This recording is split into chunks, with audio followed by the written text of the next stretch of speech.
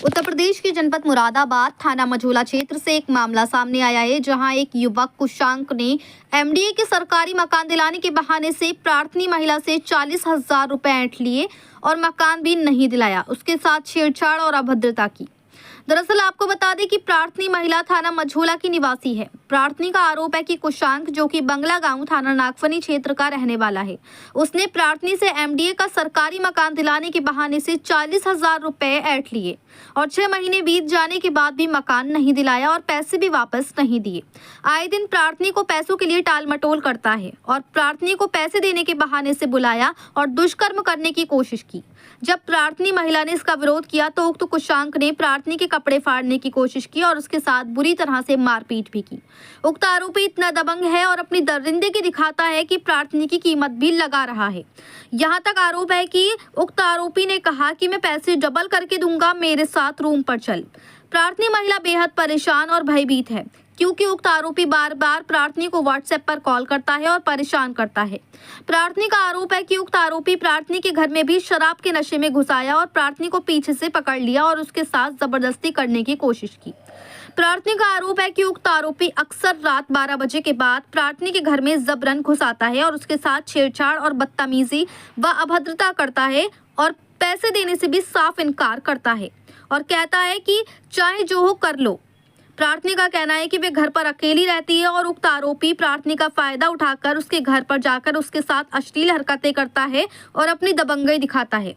अब प्रार्थनी ने इसमें न्याय की गुहार लगाई है और थाना मझोला में प्रार्थना पत्र दिया है और मांग की है कि उसके पैसे भी दिलाए जाएं और उक्त आरोपी पर सख्त से सख्त कार्रवाई की जाए।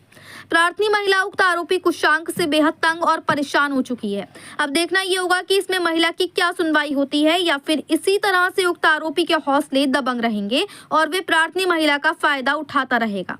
आखिर इस तरह से दरिंदगी दिखाने वालों पर कब कसेगी लगाम। मुरादाबाद से परवेज अंसारी की रिपोर्ट। तब जा करके ये हटा था, मैंने गाली गलौज किया था इसके साथ, तब जा करके माना था ये, वरना तो बहुत बार घर पे आकर के ये ऐसे ही ड्रामे करता है। दारू पी करके गाली देता है मुझे, गंदी गंदी हरकतें करता है, ये सब करता है जी। ये मेरे साथ बदतमीजी करता है। मैं चाहती हूँ कि जेल जाए। मेरे शरीर को छूता है, बहुत गलत तरीके से गंदा बोलता है, ये जेल जाना चाहिए। क्या कारोबार है इसका? देने के बहाने से इसने रात मुझे बुलाया डबल फाटक, वहाँ पे मारपीट कर रहा था, बदतमीजी कर रहा था, कपड़े फाड़ रहा था, इस तरीके से बोल रहा था। पैसे नहीं देता है ये और मुझसे बोलता है कि एक बार कमरे में आकर के मिल तब पैसे दूंगा, डबल करके दूंगा, वरना तो मेरे पास पैसे नहीं है। बहुत गंदी तरीके से। इसकी शिकायत आपने कहाँ पर करी थी? मैंने यहाँ पे सिविल लाइन इसमें भी करी थी, क्या बोलते हैं, मझोले थाने में भी दे रखी है, बगले गाँव चौकी में भी दे रखी है। तो ये सबको डेट दे देता है कि मैं इतनी तारीख में कराऊंगा ना। ये रात में भी दारू पी करके आता है। 12 बजे आया था कमरे में, सो रही थी। अब इसने पहले तो गंदी तरीके से टच करा था, मैं लेटी थी, फिर ये ऊपर चढ़ गया मेरे ऊपर एकदम आकर के और गंदी तरीके से छूने की कोशिश कर रहा था मुझे।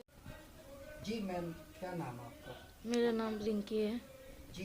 क्या है पूरा मामला, बताएंगे आप? पूरा मामला ये है कि इसने पैसे ले रखे थे मकान के थ्रू कि मकान दिलाएंगे, हम रेंट पर रहते हैं, कि मकान दिलाएंगे एमडीए वाले जो होते हैं, उसमें इसने 40,000 रुपये ले रखे हैं हमसे और 6 महीने हो गए इस बात को। ये मकान नहीं दिला रहा है, ना पैसे वापस कर रहा है, घर में प्रॉब्लम चल रही है।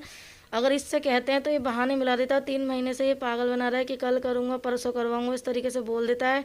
फ़ोन करते हैं तो गंदी गंदी गालियाँ देता है, फ़ोन काट देता है, स्विच ऑफ कर लेता है, पैसे नहीं दे रहा है ये हमारे।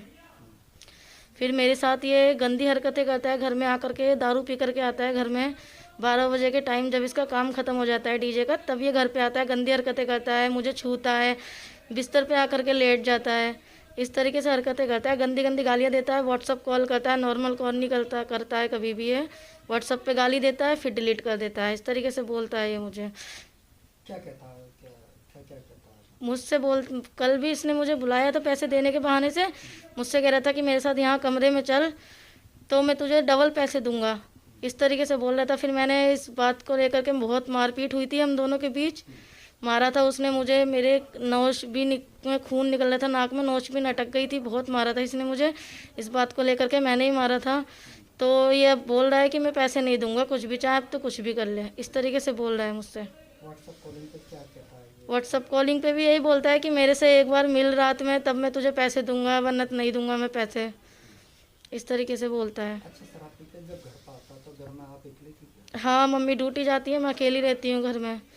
तो अकेली मुझ पे आकर के ये पहले तो आकर के पीछे से पकड़ता है, फिर मैं लेटी होती हूँ तो कभी तो ये आकर के लेट जाता है, मेरे ऊपर चढ़ता है, ज़बरदस्ती गंदी तरीके से टच करता है मुझे।